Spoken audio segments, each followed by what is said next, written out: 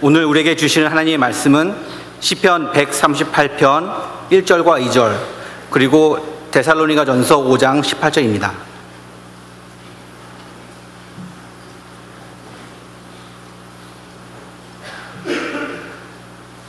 내가 전심으로 주께 감사하며 신들 앞에서 주께 찬송하리이다.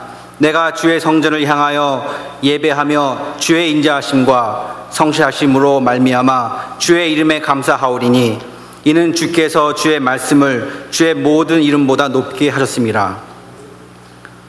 범사에 감사하라. 이것이 그리스도 예수 안에서 너희를 향하신 하나님의 뜻이니라. 이 말씀은 살아계신 하나님의 말씀입니다. 그 중에 하나가 바로 감사라고 합니다. 즉 자신에게 주어진 여건에 얼마나 감사할 수 있는가, 그것을 우리가 살펴보면 그 사람의 지금의 영적 상태를 우리가 체크할 수 있다고 합니다. 간절히 바라기는 여러분 모두가 오늘 이 시간 그 영적인 상태를 한번 체크해 주셨으면 좋겠습니다. 내가 지금까지 얼마나 감사하며 살아왔는가, 그리고 하나님께서 나에게 주신 은혜에 내가 얼마나 보답하며 살아왔는가, 그런 생각을 한번 가지시면서 오늘 이 시간 함께 말씀을 나눴으면 좋겠습니다. 자, 여러분, 그 CBS TV 텔레비전의 프로그램인 인사이드 에디션이라고 하는 프로그램이 있습니다. 그 인사이드 에디션에 앵커가 있는데요. 그 앵커의 이름은 데브라 노빌이라고 하는 여자 앵커가 있습니다. 이 데브라 노빌이 2007년에 그 책을 하나 썼습니다. 그 책의 이름은 Thank You Power라고 하는 책을 썼습니다. Thank You Power. 2008년에 한국어로는요, 감사의 힘이라고 이렇게 번역이 되어져서 지금 읽혀지고 있는데요. 그 책에서 그녀는 말하기를 이렇게 얘기합니다. 감사는 단순한 필링이나 감정이 아니라 능력 그 자체이며 의지 그 자체이다라고 그렇게 말합니다. 다시 말해서 우리의 마음속에 진정한 감사하겠다고 하는 의지가 분명하고 감사의 마음이 풍성해지면 그 감사의 능력이 우리를 최악의 상황 가운데서도 이끌어주고 최악의 위기 가운데서도 인도해 준다는 것입니다. 그러면 그녀의 말을 종합하자면 감사가 곧 능력이라는 말씀입니다. 그런데 어떤 사람들은 물질을 능력으로 알고 살아갑니다. 돈만 가지면 모든 게 다 되는 줄 알고 믿는 분들 계십니다. 그러나 여러분, 우리의 인생의 숙제들이 단지 돈으로만 해결되는 것 같지는 않습니다. 어떤 분들은 정치적인 권세나 권력을 가지게 되면 모든 것을 다 마음대로 휘두를 수 있다고 생각하지만 여러분, 세상에 있는 그 어떠한 권력도 어떠한 권세도 영원한 것은 없습니다. 여러분 잘 아시잖아요. 소련의 스탈린도 죽었죠. 중국의 마오쩌둥도 죽었죠. 네, 북한의 김일성도 죽었습니다. 영원한 권력은 없습니다. 그러므로 저는 우리가 진정 하나님을 찬양하고 하나님을 기뻐하며 하나님을 감사할 때에 우리의 마음속에, 우리의 마음에 담겨진 모든 문제와 근심과 걱정들이 사라지는 역사들이 우리의 삶 속에 이루어질 줄로 믿습니다. 한 예화를 하나 드리겠습니다. 한 여자 집사님이요, 장밋빛 푸른 꿈을 가지고 그 신혼의 단꿈을 하면서 결혼 생활을 시작했다고 합니다. 근데 이 신혼 초부터 남편이요, 술에 쪄들어갔고요, 늘 고주망태가 되어 들어오는 바람에 결혼 생활이 엉망진창이 되어버렸습니다. 10년의 세월 동안 그 10년의 세월이 흘려도 그 남편의 술버릇은 여전했고요, 그 집사님은 홀로 가슴앓이를 하며 신앙생활을 했다고 합니다. 그런데 어느 토요일날 밤 늦은 시간에 그날도 변함없이 남편은 술에 잔뜩 취해가지고 만신창이가 되어서 현관 입구에 쓰러져 있었습니다. 이 여자 집사님은 그 남편을 겨우 끌어다가 침대에 눕혀놓고는 이렇게 생각한 것 같습니다. 아휴, 이렇게 매일 술주정의 남편과 씨름하는 내 자신 보며 아휴, 정말 어떡하나 신세한탄을 하면서 하나님 앞에 토로합니다. 하나님, 왜 제가 그렇게 기도를 했는데 저 남편이 변하지를 않죠? 10년 동안 죽으라고 기도했는데 왜 남편은 하나도 안 변할까요? 왜 저의 결혼 생활이 이렇게 엉망이 되도록 만드시나요? 하나님, 저는 더 이상 못 참겠습니다. 더 이상 못 참겠습니다. 이렇게 10년이 넘도록 쌓인 그 서름을 토해내다가 갑자기 그 교회 목사님이 하셨던 지난주 말씀이 생각이 났다 그럽니다. 그 말씀의 제목이 뭐냐면 범사에 감사하라. 그러면 기적이 일어날 것이다. 범사에 감사하라. 그러면 기적이 일어날 것이다. 그 말씀에 그 생각이 나갖고는 감사할 것은 없지만 뭐 하나라도 있을까 싶어서 자꾸 생각하다가 우습긴 하지만 몇 가지 감사의 거리를 떠올리며 하나님 앞에 기도했다고 합니다. 이건 그분의 기도입니다. 옆에서 정신없이 코를 고며 자는 남편을 쳐다보면 한심하긴 하지만 그래도 없는 것보다는 낫겠다 싶어 감사합니다. 비록 저렇게 술 취했지만 다른 데 안 가고 집은 잘 찾아와서 자니 참 감사합니다. 술은 좋아해도 여자라고는 나밖에 모르니 감사합니다. 다른 남편들은 술만 먹으면 그냥 손찌검에 심한 주사해서 식구들 한숨 못 자게 만든다는데 그래도 우리 남편 그렇지 않게 하니 감사합니다. 그렇게 술을 마셔대도 아직까지 병원 한 번 안 간 것 감사합니다. 술을 먹은 다음 날 아직까지 하루도 결근 없이 출근할 수 있게 해주신 것 감사합니다. 토요일 날은 술을 더 많이 마셔갖고 주일 날은 여김없이 잠에 취해 자서 제가 교회 가는데 방해하지 않게 해주셔서 감사합니다. 이렇게 기도를 하고 있었다고 합니다. 이렇게 기도는 했지만요, 너무 감사기도 치고는 너무 초라한 생각이 들어서 계속 웃음이 났다고 합니다. 그러나 오히려 불평보다는 감사를 하니까 속이 좀 후련해지고 기쁨이 생기는 것 같아서 계속 떠오르는 대로 감사 기도를 울졸이면서 기도를 하고 있는데 그때 마침 남편이 목이 말라서 이제 주방으로 이렇게 가고 있었습니다. 이 주방으로 가던 남편이 그 와이프를 봤죠. 그때 뭐 시시 웃어가면서 피식피식 하면서 무슨 뭐 얘기를 하는 것 같아요. 중얼중얼. 그러니까 이제 그 남편이 살짝쿵 가서 딱 찌릅니다. 여보, 한밤중에 잠 안 자고 뭐 하는 거야? 뭐가 그리 좋아서 실실대고 웃고 있어? 그랬더니 이 아내가 하는 말, 여보, 당신과 사는 것이 너무 감사해요. 당신과 사는 것이 너무 감사해요. 이렇게 얘기하면서 지금까지 자기가 감사 기도했던 그 기도의 내용들을 모조리 말해 주었다고 합니다. 그런데 그 순간 어찌된 일입니까? 이 남편의 얼굴이 심각하게 변하더니 전혀 예상치 못한 반응을 보이면서, 여보, 내가 술을 먹고 당신 속 그렇게 썩였는데도 나와 사는 것이 감사하다니 참 고맙소. 이제부터는 술을 끊으려고 노력하고 내가 교회에 나가는 것이 그렇게 소원이라면 내일부터 당장에 교회를 나가겠소. 이렇게 말을 했다고 합니다. 그 집사님이 10년 동안 눈물로 기도했어도 한 번도 꿈쩍이지 않던 그 남편의 마음이 단 한 번의 감사의 기도로 그의 마음을 움직이는 기적의 역사가 일어났던 것입니다. 사랑하는 여러분, 물론 이 여자 집사님의 얘기처럼 지금 당장 우리가 하나님께 감사의 기도를 드리면 내가 지금 모든 문제나 골칫거리들이 바로 해결된다는 뜻은 아닙니다. 그러나 분명한 사실은요, 우리들의 문제를 감사함으로 받아들일 수만 있다면 하나님께서 그 문제 속에 역사하셔서 그 일이 해결될 수 있도록 도와주실 것이라는 겁니다. 설사 그렇지 않더라도 하나님은 우리의 마음밭을 바꿔주셔갖고요, 더 이상 그것이 문제가 되지 않도록 만들어 주실 것입니다. 오늘 본문의 내용으로 들어가기 원합니다. 오늘 성경 본문에 들어보면 시편 138편이 나와 있는데요, 이 시편 138편은 다윗의 시라고 합니다. 자신을 향한 여호와의 인자하심과 성실하심을 감사함으로 오늘 본문의 노래를 하고 있습니다. 여러분, 그 누군가가 저에게 구약 성경에 나오는 감사의 최고봉을 뽑아보십시오 라고 말한다면 저는 서슴없이 다윗이요 이렇게 얘기할 것입니다. 다윗이요. 왜냐하면 다윗은 모든 상황 속에서도 감사하는 자세를 가지고 인생을 살아갔기 때문입니다.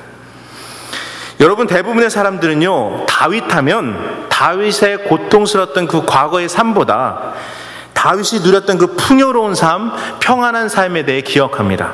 그래서 당연히 그가 감사의 노래를 많이 부르는 것은 당연하다라고 생각합니다. 그러나 여러분, 다윗만큼 고난과 역경의 세월을 거친 사람들은 그리 많지가 않습니다.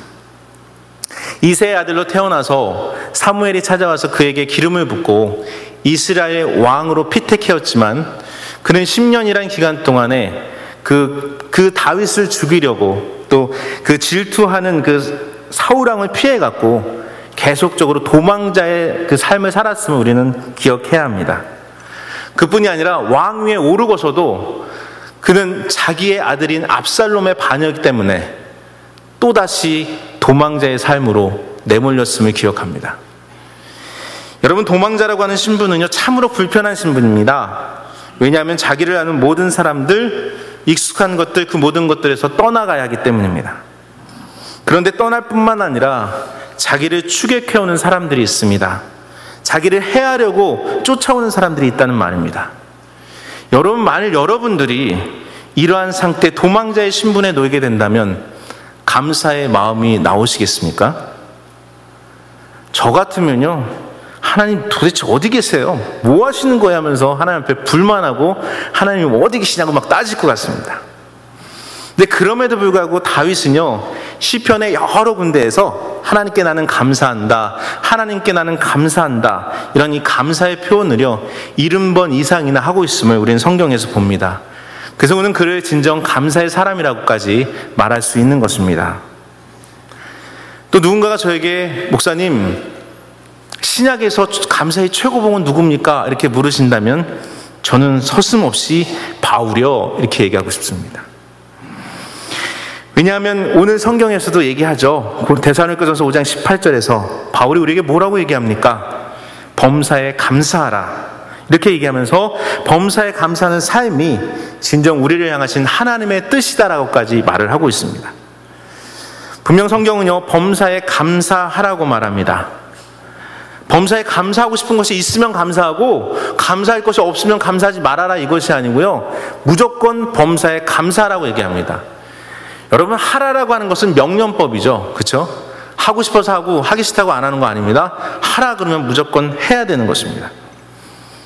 근데 이 앞에 그 범사라는 말을 좀 잘 생각해 보니까요, 뭐 한문을 풀어보면 모든 일에서 감사하라 이렇게 해석할 수가 있겠죠. 근데 영어로는 in all circumstances 이렇게 표현하잖아요. 모든 상황 속에서, 모든 환경 속에서, 그런 곳에서, 물론 그런 상황 속에서 감사해라. 어떠한 상황이 주어지든지 감사해라. 근데 저는 그 표현이 더 좋은 것 같습니다.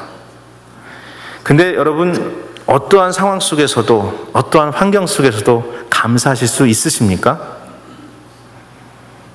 저는 불가능하다고 생각합니다. 결코 쉽지는 않은 일이라고 생각합니다. 그러나 감사할 수 있는 하나의 방법이 있습니다. 그것은 주님께서 내 안에 오시면 감사할 수 있습니다. 주님께서 내 마음을 찾아오시면, 주께서 나를 움직여 주시고 나를 주장해 주시면 그 어떠한 환경 속에서도 감사할 줄 아는 그러한 사람들이 될 줄로 믿습니다. 오늘 데살로니가 교회로 이 편지를 쓰고 있는 바울은요, 예수 그리스도를 진정 그 안에 모셨던 사람이었습니다. 그래서 그는 언제나 고백하죠. 내 안에 사는 이 예수 그리스도시니 나의 죽음도 유익함이라. 그 말씀이 어디 나옵니까? 빌립보서 1장 21절에 나옵니다. 뭐라고 합니까? 이는 내게 사는 것이 그리스도니 죽은 것도 유익함이라. 거의 같은 말입니다. 내 안에 사는 것이 예수 그리스도니 나의 죽음도 유익함이라. 뿐만 아니라 또한 이렇게 고백합니다. 빌립보서 4장 11절과 12절에 가보면 이렇게 얘기하죠. 어떠한 형편에든지 나는 자족하기를 배웠노니 나는 비천에 처할 줄도 알고 풍부에 처할 줄도 알아. 모든 일 배고픔과 배부름과 배고픔과 풍부와 궁핍에도 처할 줄 아는 일체의 비결을 배웠노라 라고 이렇게 바울은 고백하고 있습니다. 다시 말해, 그 바울의 마음속에는 주님이 살아계셨기 때문에 그는 어떠한 상황, 어떠한 환경 속에서도 그것을 능히 이길 수 있는 그러한 사람이 되었다는 말씀입니다. 여러분, 더군다나 우리가 생각하는 이 바울 사도의 삶을 쳐다보면은요, 세상적인 눈으로 볼 때 절대로 행복한 사람이 아니었습니다. 오히려 불행하고 불평불만이 많아야 정상인 사람이었습니다. 왜냐하면 그는 평생 동안 육체의 가시를 자기의 몸에 지니고 살았던 사람이기 때문입니다. 누군가는 이 육체의 가시를 간질병이라고도 얘기하고요, 누군가는 이 육체의 가시를 눈병의 안질이다라고 이렇게 얘기합니다. 그러나 그것이 어찌 되었든 간에 이 육체의 가시는 언제나 이 바울 사도를 찌르며 힘들게 만들었던 그런 아주 고통스러운 것이었습니다. 그럼에도 불구하고 언제나 바울은 감사하며 살았습니다. 항상 기뻐하라고 얘기하고 쉬지 말고 기도하라고 얘기하고 범사에 감사하라고 우리에게 얘기한 것입니다. 뿐만 아니라 바울 사도는요, 그 우리의 복음을 향하여 예수 그리스도의 그 복음을 전하는 일에 최선을 다했던 사람이었습니다. 3차에 걸친 전도 여행을 통해서 그 복음을 다른 사람들에게 전하기 위해서 애썼던 사람이었습니다. 그 정도 했으면 하나님께서 좀 바울 사도 좀 편하게 좀 해주셔야 되는데요, 이 사람 심심하면요 사람들한테 얻어맞았습니다. 심심하면 발로 차이고요, 심심하면 몰매 맞고요, 심심하면 감옥에 갇히는 그 차디찬 감옥에 내던져지는 그러한 사람이 되었습니다. 그럼에도 불구하고 이 감옥 바닥에서 바울 사도는 절대로 원망하지 않았습니다. 그는 하나님을 향해 감사와 찬양과 기도를 들렸다고 성경은 우리에게 얘기합니다. 사도행전 16장 25절 이하의 말씀에 가보면 이렇게 고백합니다.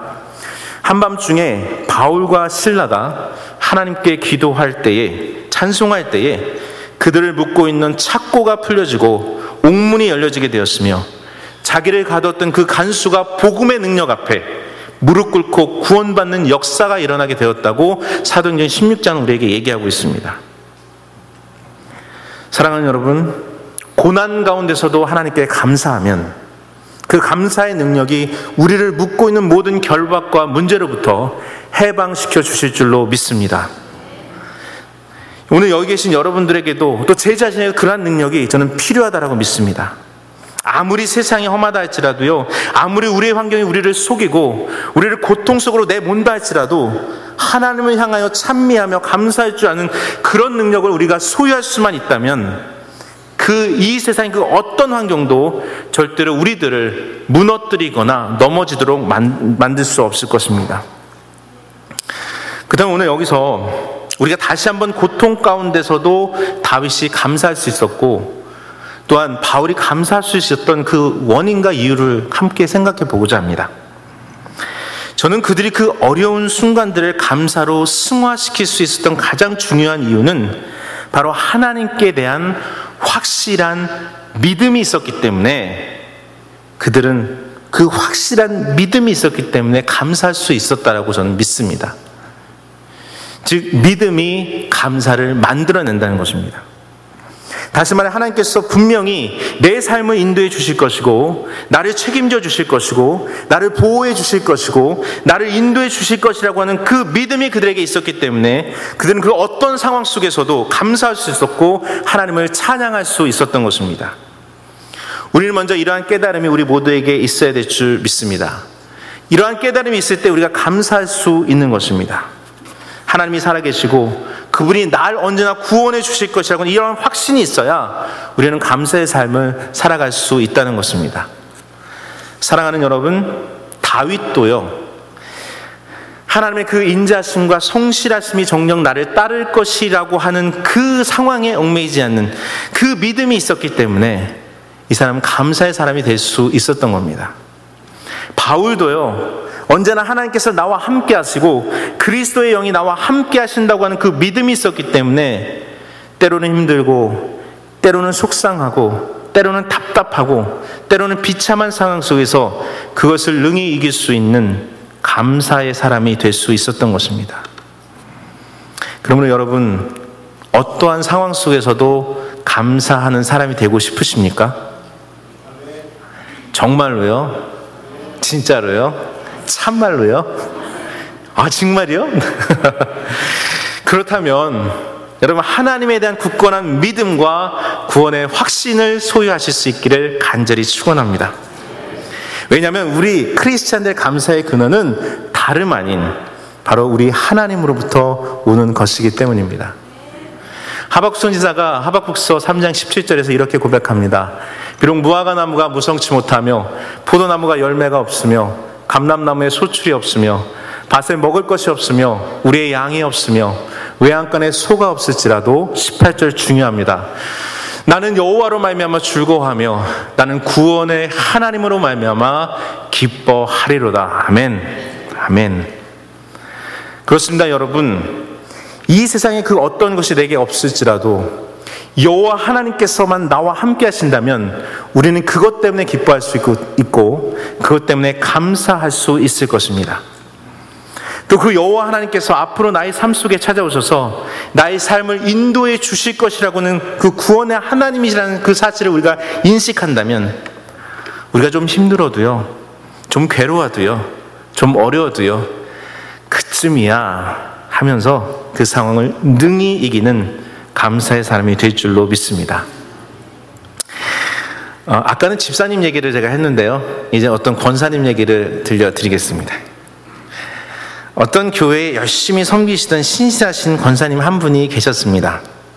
하여튼 성도님들이 힘들다고 하면 밤늦게까지라도 찾아가서 기도해 주시고 도와주시고 또 신방하신 그런 아주 섬김의 대가가 되신 그런 권사님이 계셨습니다. 한 번은요, 너무 힘들어하는 그 가정을 방문했더니 그 가정 사람이 너무 감사하잖아요, 이 권사님이. 그래서는 우리 권사님 맛있게 드시라고 저녁 식사를 잘 준비해서 대접해 드렸다고 합니다. 근데 돌아오는 길에 그 먹은 것이 좀 잘못되었는지 그 배탈이 나갖고 견딜 수가 없었다고 합니다. 아니, 하나님 일한다고 밤늦게까지 다녔는데 갑자기 배탈이 나서 이 급한 일을 어떻게 처리해야 할지 어쩔 줄 몰라 했던 그 권사님은 순간적이나마 그 시험이 찾아오는 걸 느꼈다가 그 바로 옆을 쳐다보니까 한 은행에 현금 인출기라고 하는 ATM 룸이 있는 것을 발견하고는 워낙 급하니까 우선 거기라도 들어가자. 그리고 확 들어갔다고 합니다. 들어가니까 그 현금 인출기 옆에 봉투들이 있잖아요. 그 봉투들을 몇 개 꺼내가지고 좀 사람들이 안 볼 만한 곳에다 이렇게 땅바닥에 이렇게 좀 펴놓고요, 급하게 일을 처리하셨습니다. 그런데 그것을 그냥 버릴 수 없으니까 아주 조심스럽게 잘 싸가지고요, 그 현금 봉투에다 다시 이렇게 넣어갖고, 근데 참 냄새나고 그럴 거 아닙니까? 잘 싸가지고는 그 봉투를 싹 들고 그 ATM 룸을 싹 나오는데 불사 어디선가 2인조 오토바이 날치기 강도가 나타나더니 이 돈 봉투를 그냥 팍 훔치고 달아버려 버린 겁니다. 그 안에 뭐가 들었는지 모르겠지만 그래갖고요, 이 권사님이 하나님께 이러한 기도를 드렸다고 합니다. 하나님, 시험 당할 때에 피할 곳을 주셔서 급한 일 감당하게 하신 것도 감사한데 내 뒤처리까지 깔끔하게 깨끗하게 해주시니 너무너무 감사합니다 라고 하나님께 기도를 드렸다고 합니다. 여러분, 우리가 하나님에 대한 바른 자세를 갖기만 하면요, 하나님이 이처럼 문제에서 건져내 주실 뿐만 아니라 뒤처리까지 깨끗하게 해주시는 분이심을 믿으시기를 바랍니다. 그러므로 오늘날 우리의 감사의 문제는요, 우리가 어떻게 상황을 바라보고 어떻게 그것을 해석하느냐에 달려있다고 생각을 합니다. 여러분, 감사라고 하는 영어 단어가 뭡니까? 땡크잖아요. 근데 생각하다라고 하는 영어 단어가 뭡니까? think입니다. 이 땡크와 띵크는 같은 어원에서 왔다고 합니다. 그러니까 띵크 하다 보면 나중에 땡크 이렇게 한다고 합니다. 다시 말해서 우리가 감사하다 보면, 즉 나중에는 생각하다 보면, 계속 생각하다 보면 감사할 것이 생겨난다는 겁니다. 사랑하는 여러분, 이 시간 우리가 하나님께서 나에게 주신 그 은혜를 생각하면 우리는 감사할 수밖에 없지 않습니까? 죽을 수밖에 없는 나를 위해 이 땅에 당신의 아들을 보내주시고 그로 말미암아 영원한 생명을 얻게 하신 그 하나님의 은혜를 생각하면 우리는 그 어떠한 순간에도 감사할 수밖에 없습니다. 여러분, 우리는 은혜를 아는 자가 되어야 진정 감사할 수 있을 것입니다. 누가복음 17장에 가면은 그 문둥병자 10명이 나옵니다. 우리 개역 개정에서는 나병 환자 10명이라고 얘기하는데 예수님께서 그들의 병을 고쳐주시는 분이죠. 그 나병 환자 10명이 예수님을 찾아 부릅니다. 예수님, 우리를 불쌍히 여겨주시옵소서. 그랬더니 예수님께서 그들을 향해 구원을 베푸시고 병을 낫게 해주셨습니다. 그런데 성경의 보도에 따르면 그 10명이 다 예수님께 와서 감사합니다 라는 말을 하지 아니하고 오직 사마리아인 한 명만, 한 문둥병자만이 예수님께 와서 감사합니다 라고 하는 말을 드렸다고 합니다. 어떻게 이 사람이 주님을 다시 찾아와 감사합니다라는 말을 드릴 수 있었을까요? 저는 잘 생각해 보니까 이 사마리아 여인, 사마리아 사람, 이 나병 환자 한 명만이 진정 은혜를 아는 사람이었기 때문입니다. 은혜를 아는 사람. 은혜를 알았기 때문에 감사할 수 있었던 것입니다. 우리는 종종 하나님께 기도할 때에 9명의 나병 환자들처럼 은혜를 모르며 살 때가 참 많습니다. 하나님께 기도를 드릴 때도 하나님 이것을 제발 좀 이뤄주세요. 그럼 제가 이것 하겠습니다. 이런 조건부의 기도를 하나님께 드릴 때가 참 많습니다. 제가 목회를 하면서 아는 권사님이나 장로님들 중에 목사님, 제가 요즘 아주 심각한 문제가 있습니다. 근데 제가 이거 기도하고 있는데 이 문제만 풀리면 정말 열심히 하나님을 위해서 봉사하고 전도도 하고 정말 최선을 다해서 일할 겁니다. 이렇게 하신 분들 참 많으셨거든요. 그런데 하나님께서 그 문제를 풀어주셨음에도 불구하고 그분이 말씀하신 대로 행하시는 분은 극히 적었던 것 같습니다. 왜 그럴까요? 하나님의 은혜를 잊어버렸기 때문입니다. 그러므로 여러분, 범사에 감사할 줄 아는 사람이 되기를 원하십니까? 그러면 하나님의 은혜를 아는 사람들이 되시기를 간절히 바랍니다. 여러분, 은혜를 알면 감사할 수 있습니다. 은혜를 알면 충성할 수 있습니다. 은혜를 알면 헌신할 수 있습니다. 그런데 이 은혜를 가장 잘 알았던 사람이 누군지 아십니까? 바로 사도 바울이었습니다. 이 사도 바울의 고백들을 가지고 만든 찬양이 하나 있는데요. 지난주에 제가 자꾸 말씀을 준비하면서 제 머릿속에 이 찬양이 계속 맴돌았었습니다. 그래서 오늘 이 시간 그 찬양의 가사를 여러분에게 말씀드리고요, 함께 찬양하는 시간 좀 가졌으면 좋겠습니다. 가사의 내용을 보면 이렇습니다. 나를 지으신 이가 하나님, 나를 부르신 이가 하나님, 나를 보내신 이도 하나님, 나의 나 된 것은 다 하나님 은혜라. 나의 달려갈 길 다가도록, 나의 마지막 호흡 다가도록 나로 그 십자가 지게 하시니 나의 나 된 것은 다 하나님 은혜라. 한량없는 은혜, 갚을 수 없는 은혜, 내 삶을 애워싸는 하나님 은혜, 나 주저함 없이 그 땅을 밟음도 나를 붙드시는 하나님 은혜. 우리 이 찬양 하나님께 올려드리겠습니다.